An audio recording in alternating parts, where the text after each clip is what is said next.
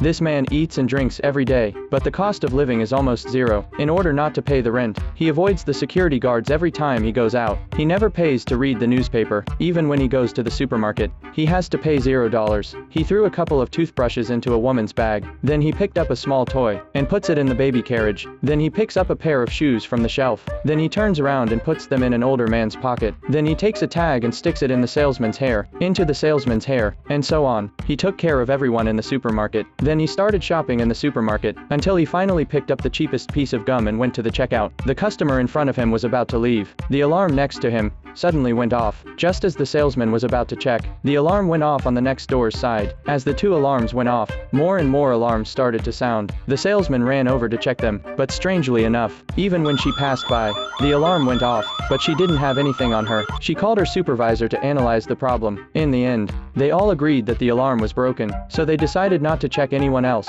Customers who had paid their money would be let through. But when the man passed by, all the alarms went off again. The salesman had no choice but to say that there was a problem with the system. So the man left the store with all the loot. By tea time, and the man definitely didn't spend a dime. He saw someone put an empty cup on the bar, so he switched the empty cup with a freshly brewed coffee. Then he took the bread from the waiter's tray. Now he has a drink and a main course. At the end of the meal, the man didn't forget to change his taste. On his way out, he took the tip from the table. Suddenly he saw a pretty girl leaving. The man's nature made him follow her, but he doesn't realize he's picked up another cigarette butt, and just as he was about to talk to her, suddenly, he felt hot all over. Luckily, there was half a bottle of beer next to him. That's how the man escaped from death.